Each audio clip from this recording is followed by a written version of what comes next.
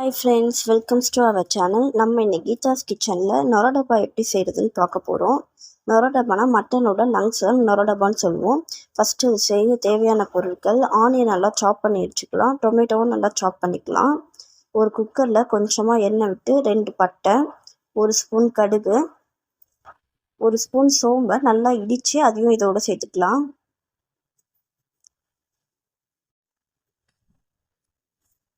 சோம்பு நல்லா பொரிஞ்சதும் கொஞ்சமாக கருவேப்பிலை, நம்ம சாப் பண்ணி வச்சுருக்க ஆனியனையும் இதோடு ஆட் பண்ணிக்கலாம்.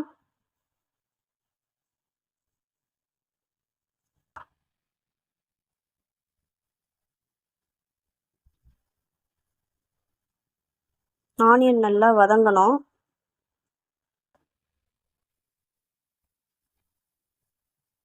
இந்த அளவுக்கு ஆனியன் வதங்கினதும் 1 ஸ்பூன் இஞ்சி பூண்டு பேஸ்ட்டு போட்டுக்கலாம்.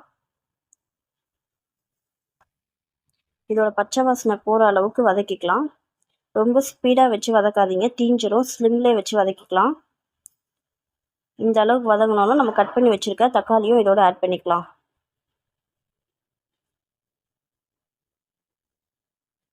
தக்காளி வதங்குறதுக்கு இந்த டைமில் கொஞ்சமாக உப்பு ஆட் பண்ணிக்கலாம்.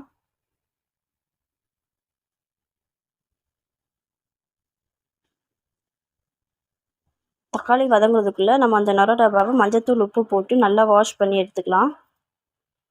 தக்காளி நல்லா இந்த அளவுக்கு வதங்கினோடனே நம்ம அந்த நொரடப்பாவை இதில் போட்டு அதையும் நல்லா கலரிக்கலாம்.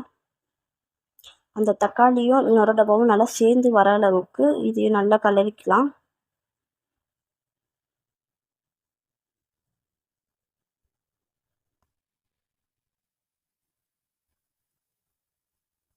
இந்த அளவுக்கு வதங்கினோடனே இப்போ நம்ம ஸ்பைசஸ்லாம் ஆட் பண்ணிக்கலாம்.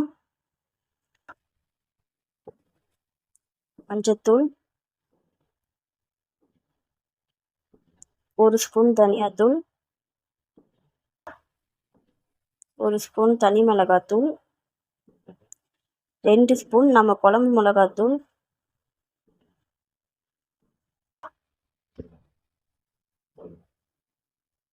கொஞ்சமாக கரம் மசாலா ஆட் பண்ணி நல்லா கலரி விட்டுக்கலாம்.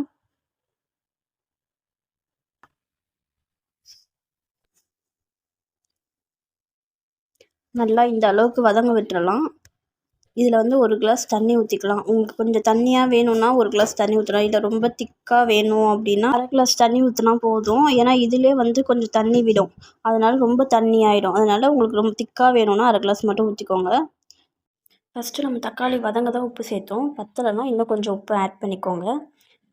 நல்லா கலரி விட்டு இந்த டைமில் நம்ம குக்கரை விசில் போட்டுடலாம். ஒரு 3லேருந்து 4 விசில் விடுங்க. அவ்வளோதாங்க, சிம்பிளாக நம்ம ஸ்டைல் மட்டன் லங்ஸ் எப்படி செய்கிறதுன்னு பார்த்துட்டோம். என்னோடய வீடியோஸ் உங்களுக்கு பிடிச்சிருந்தா லைக் பண்ணுங்கள், ஷேர் பண்ணுங்கள், கமெண்ட் பண்ணுங்கள். அப்படியே நம்மளோட சேனலை சப்ஸ்கிரைப் பண்ணிவிடுங்க. பக்கத்தில் இருக்க பெல் ஐக்கானை கிளிக் பண்ணிவிடுங்க. பாய்.